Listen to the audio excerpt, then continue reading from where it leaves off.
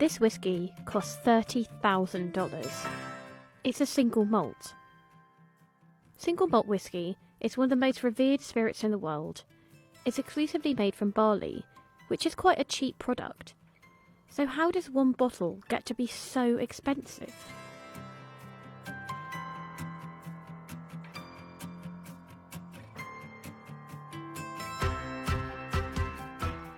Over the past 50 years, single malts have become increasingly popular.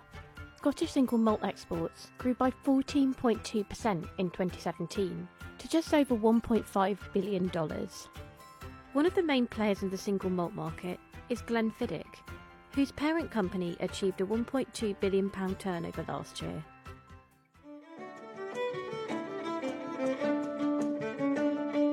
Selling 1.2 million 9-litre cases of Glenfiddich around the world. We have 180 markets around the world that we generally service. In 1963 we started to commercially sell single malt, but also to promote it actively outside of Scotland. We gave the single malt category the biggest push it's ever had in its life.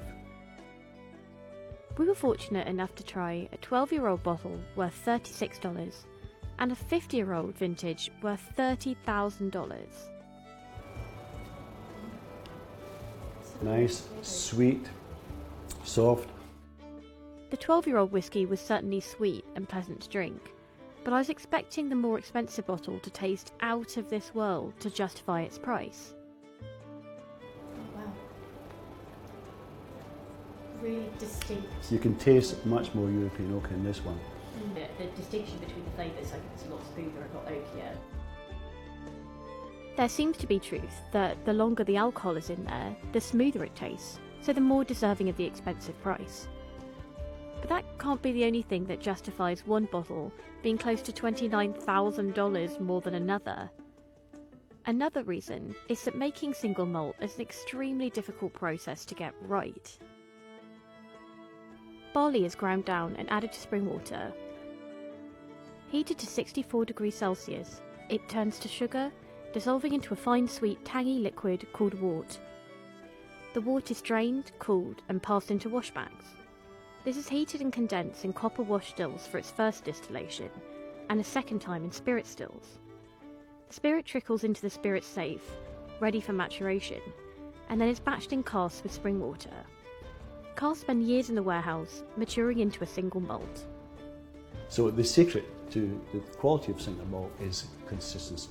You've got to nail down your production so that your new make spirit comes off exactly the same. And we have a spirit quality team that are actively looking at it. And we also know the new make spirit on site as well. But there's more.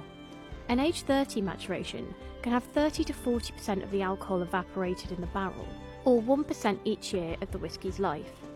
This is because of something called angel share, the natural evaporation of the liquid into the atmosphere over time. So older whiskies are expensive not just because they're old, but because there's less of them left.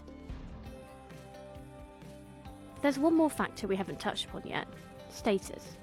It's all about the equity of the brand, and the perception of the consumer about how much they're prepared to pay for our brands. I think in general younger people want quality, they want good shoes, good clothes, nice cars, nice houses, and they want to be drinking single malt. And it's not just store-bought bottles. One factor that's driving up the price of single malts is a booming collector's market.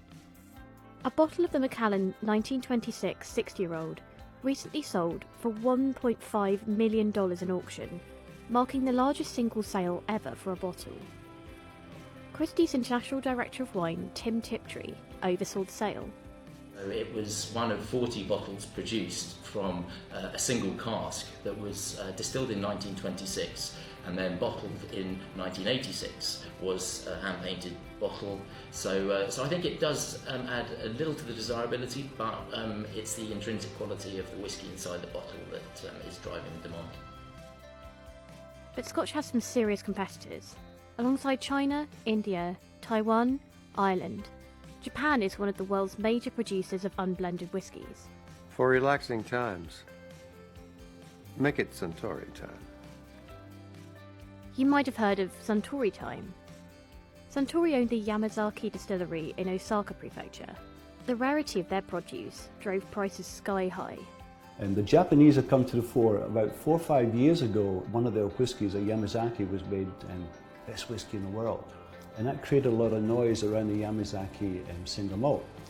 But Yamazaki is owned by Suntory, and the bulk of what they produce goes to blends. So they had insufficient whiskey in their warehouses to actually continue on the success of what Yamazaki achieved in that 1 year. What dictates the price, the value of a whiskey sometimes, is the exclusivity. So the less there was, it drove the price up to the point where Yamazaki was being sold off at 3-4 times the normal value. But blended whiskies can also reach quite a high price. Will they ever be as expensive as single malt? We don't predominantly sell much blended whiskies in our auctions. Single malts are much more rare, they're much more individualistic, so whereas blended whiskies is typically sort of generally more produced in larger volumes and also is more homogeneous in the actual style and taste profile.